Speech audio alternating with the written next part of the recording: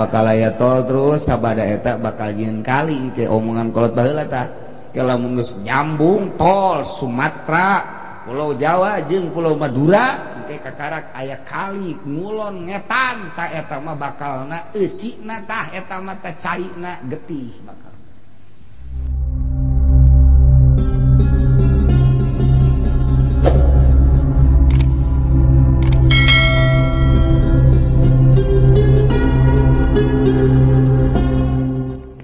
Tajiu fitanun yatslu ba'duha ba'dan lan teka papirang-pirang fitnah kang maca sabda setengah fitan kang maca sabda setengah ya umat ba'dan ing setengah tajiu hal teka fitnatun apa fitnah fayaqulul mu'min kang maca sabda kang mu'min hadhihi tuhlikuni utawi kila fitnah iku bakal ngarusak ya hadhihi izun tumatan kasibu kari-kari naring mailang ya fitnah atau ya hadhihi tajiu fitnatun dan tega apa fitnah kanggowane fayaqulu magangu cabya mu'min hadhihi hadhihi tawi kila iki fitnah iku hadhihi ikila iki fitnah kang ngarusak aman ahaba maka utazaba manikum ikadaman yaman ayu zahzahin taden gitu usir yaman atau dena doakan yamanan nari saking neraka unukolata dan panjingakan yaman al jannata ing surga kaldati fitnah tau maka becik nekani ing manafa fitnah tu fitnah yaman wa huwa yuminu ma gatafal tadimbang kabecik tegahing mana fitnatuhu fitnah iman wa huwa yuminu billahi wal yawmil akhir halau tayaman iku ngimankeun yaman ing Allah lan ing dina kang akhir wal yati ilan nasi billadzi lan becik tekayaman maring manusia kalawan ngagawa kalawan billadzi kang wihibu demen ya ladzi ayu ta ilaihi nyata den tegane apa ilaihi maring ladzi wa man daya imaman lan utawi zabawong kebeataman ing imam fa'atahu akan ngawekeun ya manu ing imam sabqata yadihi ing gitu sabqata ing cekelan tangannya ya siman salaman tangannya ya siman wa samrata qalbi lan ing buatin ya siman fal itu maka becik nurut ya manu ing imam ini statu alamun kawasaya siman fa'in ja'a akharu yunazihu maka lamun tega apa kang ngawane kang malawan ya akharu ing imam fadribu maka pada mukul suraka bi'unukul akhar ing gulu ne kang ngawane wakana Abdullah bin Umar yakulan ana sabab Abdullah bin Umar iku ngucap ya Abdullah atiho ya ane sultan nurut sirahu ing sultan ya ane najah ya Abdullah ing sultan itu atilah ing dalam taating Allah asilan nilayan sirahu ing sultan di masyatilah ing dalam masyating Allah wala badul ulama ngaji suap setengah ulama wal murad biqali fadribu yang terkadang karapakan kalan ucapan kanjing Nabi ngucap-ngucapin apa fadribu wa qal akhar wa azluhu wa khaluhu la qatluhu wa matuhu yawi ya murad iku macate akhar wa khaluhu tegese macate akhar ngabedole akhar orang matane akhar tegese ngamatane akhar wala badul lan ngucap setengah ulama al murad bi taikan eka bukan bihi kalawan gitu kaulihi fadribu qadrasi iku megatkan sirahe ya akhar wa idza bunasilan ngilangkeun nafase wa idza bunasilan ngilangkeun nafase akhar itu ala hadza qaulu alin kang nudukeun ala hadza ing atas segala qauli apa ucapan kang Nabi di akhar dalam hadis gawane fadribu bisayf ka in mangkana maka mukul sira kabeh ing akhar kalawan pedang ikut tenemo aman kana zaban awang kang tenemo yaman wa huwa zahirul hadis lan utawi ya qaulu fi hadis al-akhar ku zahir hadis lakin surita bi dzalika yakun al-awal adlan wallahu alam tapi dan syaratkan dalam mangkono mazkur perintah apa kang awal iku kang adil wallahu alam Bidunya tapi dan syaratkan bidzalika ing dalam magana mazkur apa yakun awal yang kana apa sultan kang awal iku adlan kang adil wallahu alam uti Allah iku kang maha uningan. Kanjeng Nabi nyaritakeun di akhir zaman bakal loba fitnah anu luar biasa sebab umat ieu awalna ma'afiyah lungsur langsat rarapi tapi di akhirna bala uha loba balai-balai loba fitnah-fitnah. Sahur Kangjeng wataji'u fitanun bakal datang berbagai fitnah yatlu ba'duha ba'dun nu bakal macakeun sawarehna ka sawarehna deui. Woi, engke mah bakal anu woi bakal anu tapi tata geus diomong-omong ke. Jadi bejak di beja-bejakeun heula kos kolot urang baheula. Kolot urang teh baheula teh nang ti mana meureun eta bahasa-bahasa kolot masih kadedengekeun keneh bae. Engke masih lalaki jadi bikang jadi lalaki eta bahasa kolot baheula. Sia lalaki bakal jadi bikang bakal jadi lalaki, hartina lalaki kos awewe kos lalaki. Mulai tak tekebel buk panjang lalaki bukna panjang, awewe bukna para rendek. Tak omongan kalau teh nyata jasa. Nyata jasa. Engke masih pakaian lalaki jeung pakaian awewe teh atuh sapake lalaki awewe kuari. Kaos sapake, celana sapake, atuh sepatu sapake, geus sapake bae malah mun urang keur naik mobil teh aju aya nu naik motor boncengan bisa tetebakan lagi tebigang coba saya. Lagi tibagang aya ada laki. Oh bener laki. Barang turun teh aya susuan. Tuh salah sia berarti. Tak eta teh tetebakan naon kolot baheula mah bisa. Engke mah di sawah teh di sawah sia eta teh bakalna uluh tangkal listrik loba jasa di sawah lain tangkal pare diganti ku tangkal listrik arti menyama di sawah ya tangkal listrik ge lain tangkal pare orenganan jadi perumahan ieu atuh sawahna diganti engke mah jelema dagang teh dagang imah sia imah didagangkeun dipikir ku urang mah digotongan imah lain atuh dijieuna di mata kolot baheula nyararata jasa masyaallah luar biasa. Engke mah partai nyaritakeun partai loba engke bakal saeutik ke di akhir bakal loba deui partai ke bakal saeutik deui ke bakal loba deui itu bararagus mah bagus nah kabeh makin kali itu makin jore bae diletikeun jore dibawakeun jore kolot baheula geus ngomong ti heula sagala rupa ke siram geus aya kali ngujur ngulon tamah caina lain bakal jadi cai biasa bakalna getih tamah nu nyaianana lamun engke bakal pemerintah jieun kali ngebat kulon ket wetan ti wetan ka kulon ta eta teh engke eta mah lain jang cai biasa tamah lain jang nyaian sawah lain jang nyaian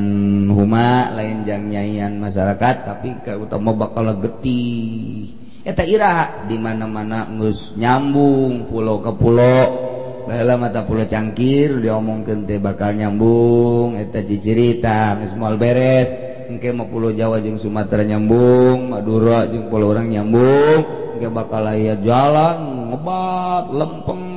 bahasa kolot mah baheula eta kos kitu horeng tol eta kuari eta janyara rata eta nu pake anggeran jasa mah di lembur urang mah ieu Tangerang Serang Pandeglang ta eta tah nyambungna gitu antara urang jeung nu tadi caritakeun anggeran tah adu parang sejarah teh naon Pulau Cangkir nyambung kuari geus nyambung nu jualan imah geus loba tol geus aya nyararambung bakal disambungkeun deui atuh itu nya urang ye Merak gitu Sumatera ke bakal aya tol terus sabada eta bakal jieun kali ke omongan kolot baheula tah ke lamun geus nyambung tol Sumatera Pulau Jawa jeung Pulau Madura ke kakarak aya kali ngulon ngetan tah eta mah bakalna eusina tah eta mah teh caina getih bakal perang teh jeung saha ieu teh jeung Inggris jeung Belanda moal ka DDI, Amerika moal ka DDI eta yang perang saha kakakna bakal ngebunuh adina, bapak bakal ngebunuh anak, anak ngebunuh bapak, emak dibunuh, dulur dibunuh, pemerintah ngebunuh rakyat, rakyat ngebunuh pemerintah. Eta kolot baheula mah kos kitu ho meureun perang saudara mun cara kurang. Dia cirikeun bae bakal dijieun ke kali ngebat di mana geus beres direncanakeun ge. Asal geus nyambung Madura, Jawa, Pulau Jawa jeung Sumatera ke bakal aya kali ngebat tidinya beres ngabangun lila ngabangun puluhan tahun. Nah eta ke bakal aya perang saudara nu dahsyat luar biasa, saling membunuh. Eta mah ciri doang. Berarti perang saudara anu bakal nya. Gitulah kolot baheula eta nyahoan jasa tah fitnah teh dibacakeun Kangjeng Nabi mah nyaritakeun kieu engke bakal kafratu walawi zina, anak zina loba jasa bakal nagara ge dipimpin aku anak zina, imam masjid ge anak zina, bakalna imam Jumat anak zina, di kantor-kantor anak zina, nu jadi presiden ge anak zina. Cak Kangjeng Nabi bakal kos kitu mah nya, henteu mah nya jak kuari anak zina mah lulu atuh. Pertikahanana atuh teu bareres pan beureum jadi anakna anak zina geus puguh nu zinah nama kuari jadi loba jasa masalah sebab anak zina ngaji Quran bagus kuari jadi imam atuh geus mulai di sababaraha musola mah anak zina masalah ngan eta ucapan Kangjeng Nabi bakal kos kitu di akhir zaman teu bakal loba anak zina nu mingpin salat ge anak zina, kantor anak zina, presiden ge bakalna anak zina. Taji'u fitanun yatslu ba'duha ba'dan dibacakeun ku sawareh umat ka sawareh deui engke bakal loba nu mabok teh geus jadi kebiasaan. Bah pemuda geus mabok kuari mah ningkat deui lain ngaeuweuhan mabok teh budak SD mabok terus mararabok rusak akal urang dengan berbagai dalil kumaha bae. Mungkin serangan Amerika, mungkin serangan pokoknya mah gitulah keayaan anak mabok jelema lain makin eueuh tangkap kuari ditangkap hiji tumbuh 10, tangkap hiji tumbuh 100, tangkap terus bae sa Indonesia merabok pahara jasa mabok identik jeung zina, mabok zina judi terus bae buat eureun-eureun engke bakal loba judi riba teh Kangjeng Nabi kasratul riba engke mah kuari mah munggah haji bae bisa teriba munggah haji urang tuh bisa teu make bank berarti kan mah riba terus riba dagang riba haji riba segala rupa riba mantak eta teh geus umul bawang kena sahabat naroskeun Gusti Rasul eta ku loba-lobana riba engke urang kumaha atuh haram gitu cukup nyokot jang ukuran ibadah ka Allah bae jang ukuran dahar nginum jang cukup ibadah eta geus salamet sakitu bae leuwih tidinya cilaka. Tayylah tajiru fitanun yatslu ba'duha ba'dan bakal datang berbagai fitnah nu bakal ngomongkeun sebahagian ka sebahagianna deui geus diomongkeun tajiu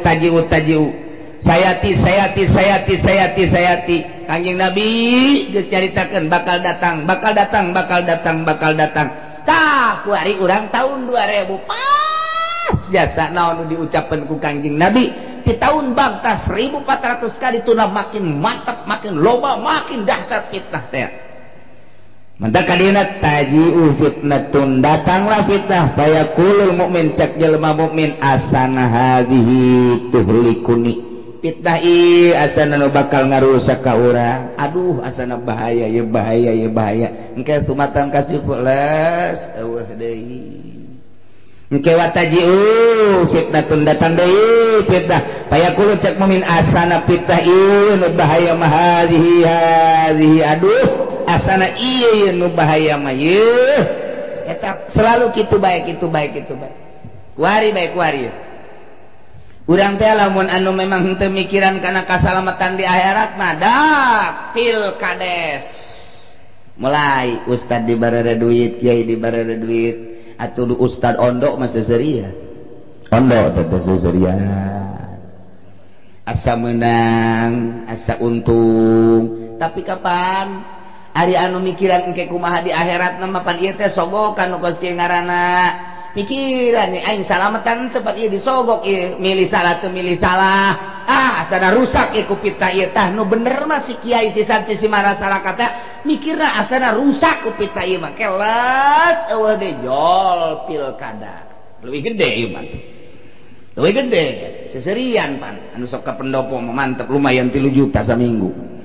sabulan atawa antri di ditu teh cak anu kos kitu mah seserian huahe tapi cak anu mikir mah asana fitnah ieu nu bahaya mah ieu duh kamari mah leutik ieu mah leuwih gede asana bahaya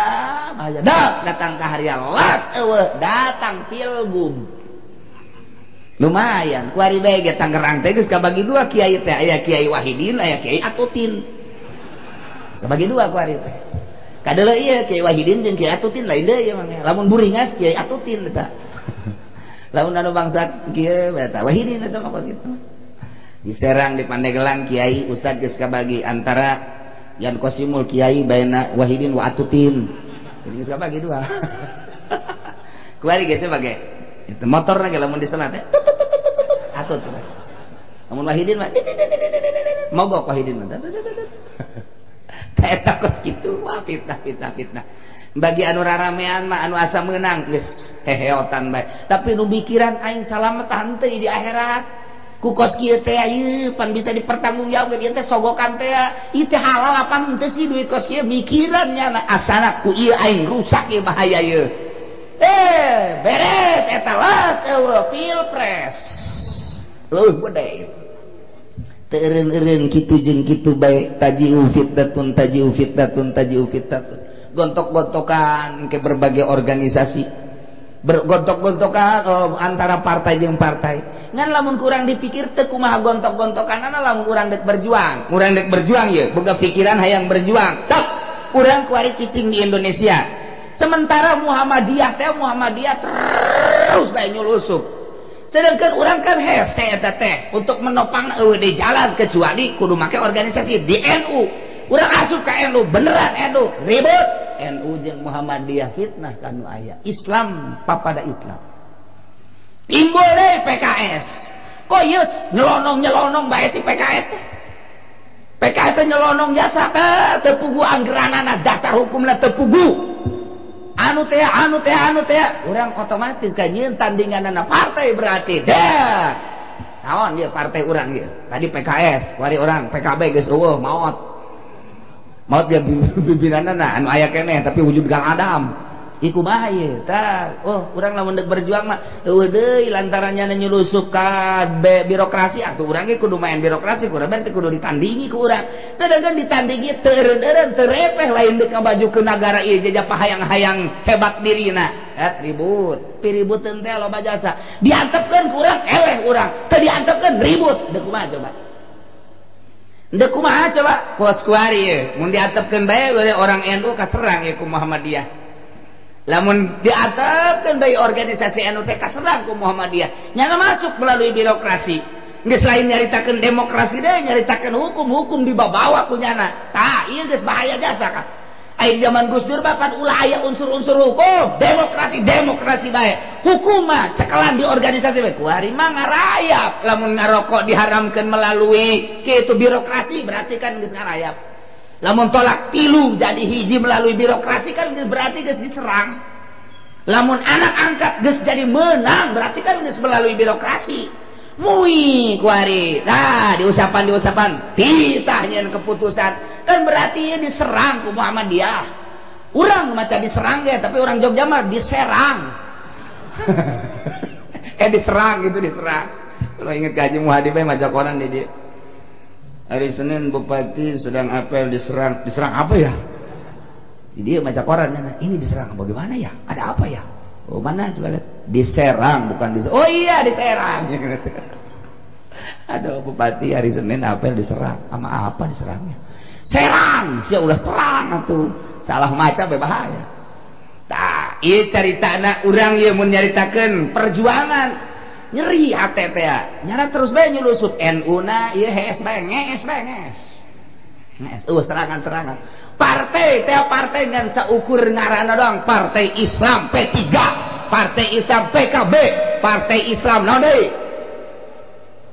geus seperti geus tuh BPR dan lain sebagainya ngan ngaran doang perjuangan mah tetep bae PKS nyulusup tah coba halangan atuh Gus ya mun urang gairah timbul aing tampil teh ieu mah nu tampilna si bangsa bocokok deui bae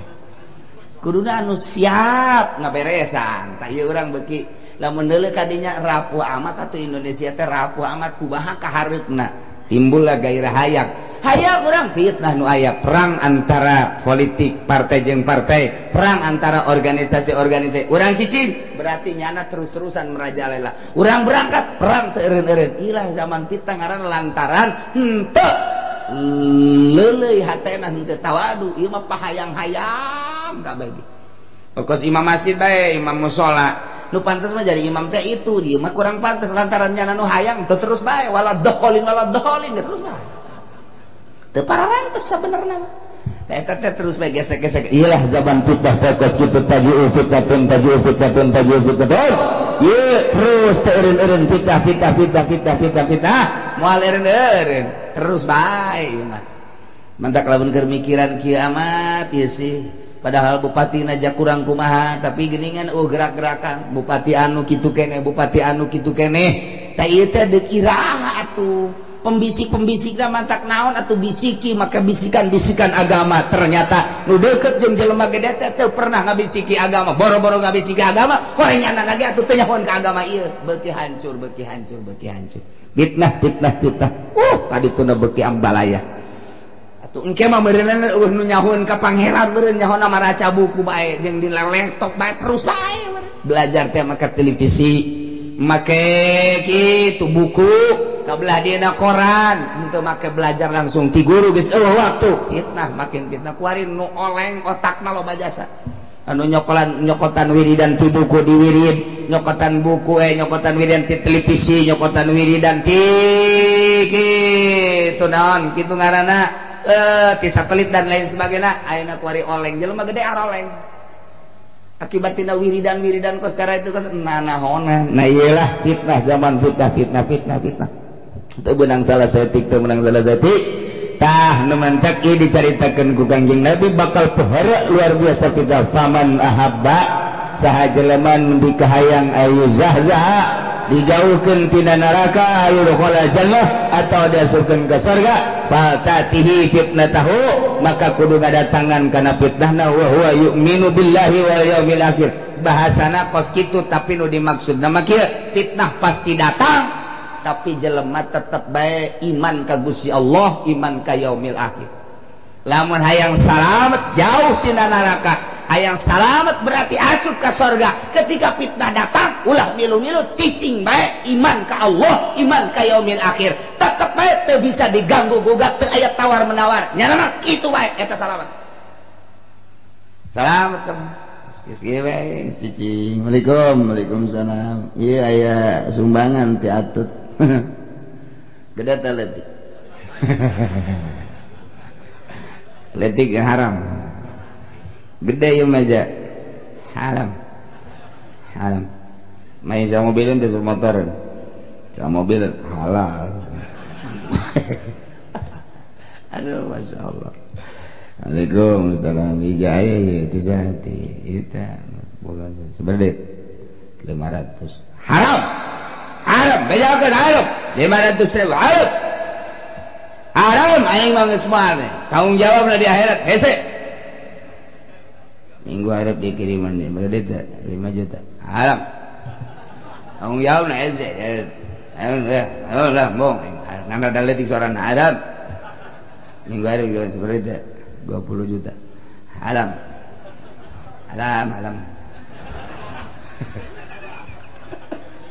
iki bani jadi mah 50 halal budak 50 mah kembali apaan sakan urut bae mah halal tamah lamun 50 juta deui bae pidato ya kiriman dulur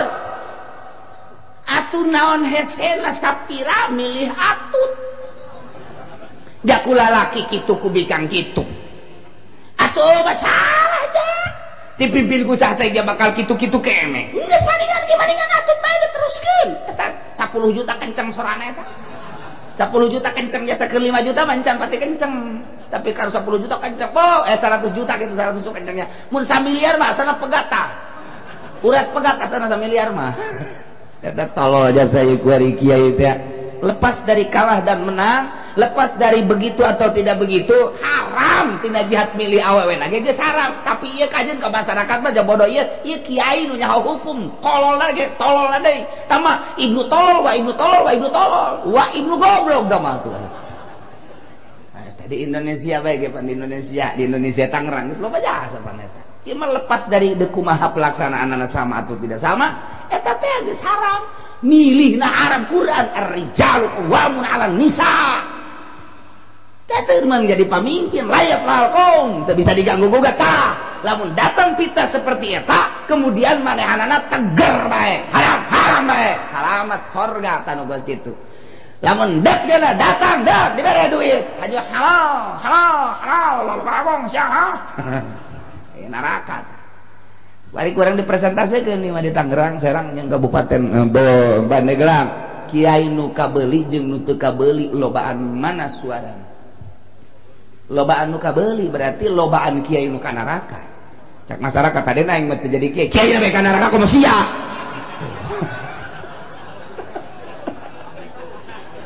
Aduh, ya nuturkeun kiai ban. Kula mah cenah tuh. Tadi nama endekanu itu lalaki ngan kiai kula ngajak awewe atuh kula nuturkeun bae lah ka kiai kula mung fitnah. Puguh eta fitnah keur datang tolol sia. Ngomong pangkos bener bae. Kula mung fitnah lah nuturkeun kiai bae. Eta fitnah teh eta kos kitu tah. Tah eta teu karasa pan kunyana tah. Masyaallah. Nah ieulah kuda-kuda jang urang supaya orang teger di zaman fitnah kuari. Paman ahabba ayuzahzaha minan nar. Saha jelema anu nikah hayang dijauhkeun tina neraka anin nar tina neraka yudkhul atau diasupkeun ka surga. Nah ieu mah geus hiji bae geus atatihi fitnatahu wa huwa yu'minu billah wal yaumil akhir. Fitnah pasti datang. Ketika fitnah datang teger jasanya iman ka Gusti Allah. Asal geus iman ka Gusti Allah ka yaumil akhir berarti sieun naon kitu nadahan fitnah ngajauhan berarti tina fitnah. Sieun iman ka Allah, iman ka yaumil akhir berarti geus tidak mentolerir terhadap fitnah-fitnah kos kitu. Ngajauhan tina fitnah, nyalametkeun diri menuju ridho Allah Subhanahu wa ta'ala. Wal ya'ti ilan nas billadhi yuhibbu ayyuta ilaihi. Nyana datang ka manusia mawa kekuatan diri nu sakumaha didatangkeun ka dirina. Pokona mah nyana kitu-kitu bae. Keur sorangan kitu, keur babarengan jeung manusia kitu bae. Geus percis kos dina engke bakalna kos tengah peuting aya damar. Percis kos dina sirah anu bulu buukna hideung aya hiji nyeng celing teteh naon ngaranna huwis. Bakal kadeuleu ge lamun urang teger dina agama, sieun ka Gusti Allah, iman ka Gusti Allah, berarti sieun ngajauhan tina fitnah. Di tengah-tengahkeun merajalelana fitnah, bakal percis kos tengah peuting aya damar kadeuleu ku sasaha. Sinarna percis kos tidak sirah kitu buukna hideung aya uis hiji yang celing hiji bakal kadeuleu. Tah kitu dicaritakeun ku Kangjeng Nabi urang Kangjeng Nabi Muhammad sallallahu alaihi wasallam tentang fitnah-fitnah nu bakal datang terus moal eureun-eureun fitnah teh terus bae. Terus ieu keur carita ala kadarna dong. Fitnah kabelah dina fitnah tina televisi, fitnah tina HP, fitnah tina kitu komputer dan lain sebagainya. Engke bakal tambah ditambah deui fitnah dan berbagai fitnah. Geus puguh nu tadi caritakeun kabair pakabair mah baheula mangan sakadar teu saralat doang fitnah teh ya. Tapi teu ngalawanan kanu salat. Kuari mah fitnah teh nya teu salat nya ngalawan kanu salat. Geus puguh kuari baheula mah nu mabok eueuh di lembur kuari mah mabok merajalela zina judi. Oh, penghormatan terhadap kiai baheula mah nu tilok salat ge nu tilok salat. Aya kiai liwat keur nyetel radio di pareuman. Radio di pareuman, aya kiai memang pantes geus kitu teh. Kuari mah aya kiai, tah digedekeun. Nah, aju kiai na joget deui atuh. Mantap atuh ja kiai na ge ceramahna ge mawa keyboard. Henteu kumaha coba atuh ja kiai na ge ceramah make joget ieu. Atuh di imah kiai na ge TV atuh aya 5 pan. Paranti nyana, paranti pemajikan, paranti anak, paranti tamu. Wah, ambalayangan teu jualan TV doang tak kiai. Fitnah jeung fitnah terus makin ka ditu makin parah. Terus disapirakeun bae ku kiai teh, HP dianggap enteng, televisi dianggap enteng. memang manfaat aya tapi modorotna nu luar biasa ketika orang dek berjuang mah butuh tata informasi silakan tapi keur henteu mandek nanaonan atuh nah makin ka dieu dirasakeunana makin loba makin bahaya amburadul ka dituna sarua bae baheula seragam Sabang sampai Merauke bahwa duit bank riba bunga bank riba nu tentang kamari iya kurang kumaha teteh di zaman bapak-bapak orang komo bapak kolot orang mah kadenge ngejelengeng keneh teteh rentenir teh haram bunga bank haram Sabang sampai Merauke di Indonesia ulah nyaritakeun internasional nasional seragam kabeh mulai teu aya hiji dua halal ditukil ku kiai make jamul jawame bahwa bunga bank teh halal di jamul jawamean Masya Allah aku berani teh geus teh kudu dilawan tah mah suku sia jamul jawamean goyatul usulan los leg-leg ku sia tapi urang mah geus boga anggaran kurang kumaha Fathul Muin kurang kumaha kitab kitu naon ngaranna Ihya na Minhajul Abidina jeung berbagai kitab-kitab fikih bacaan bae geus kudu nukil-nukil mab saralah kuari tukilan-tukilanana sebab naon eta kos kari itu teh maksakeun kalantaran dirina aya didinya tukil dirinya aya didinya di organisasi teh tukil dirinya aya didinya di perusahaan showroom nukil nyana jadi lain berbicara secara umum kumaha ieu secara umum malah aya nu ngomong kieu sabenerna mah eta teh riba teh tah nu diharam-haramkeun ku kiai eta teh cenah kiaina bodoh sabenerna aya nu ngomong kitu lagi kiai tah kiai na bodoh sabenerna mah ieu teh ieu naon ngaranna bank eta teh sabenerna mah perusahaan kiai nu sabenerna mah showroom tak kredit eta teh sabenerna perusahaan kiai santri teh kudu nama usahana kos kitu teh jadi teu capek tapi untungna gede nu sabenerna mah eta teh diciptakeunana kudu ku santri mun santri palalinter mah eta kiai anu ngomong kos kitu mudah-mudahan panjang umur teh bae kieu teh udah panjang umur bisa tobat nah Masya Allah geus kabali ngerjasa selidik horenganan kiai na anakna boga showroom atuh ai endek boga showroom mah ulah ngomong-ngomong kos gitu terus bae na leg-leg apa ku kiai jadi orang koros mah tuh tah ieu timbul ucapan-ucapan fitnah jeung fitnah keur nyaritakeun fitnah tungtungna kiai jeung kiai fitnah ku teu seragam dina hukum teh maksakeun diri inilah di akhir zaman bakal loba fitnah terus moal eureun fitnah teh bakal terus menerus hiji jelema nu salamet tina fitnah anu iman ka Allah jeung ka yaumil akhir hartina tetep netepan dina sieun ka Gusti Allah Subhanahu wa ta'ala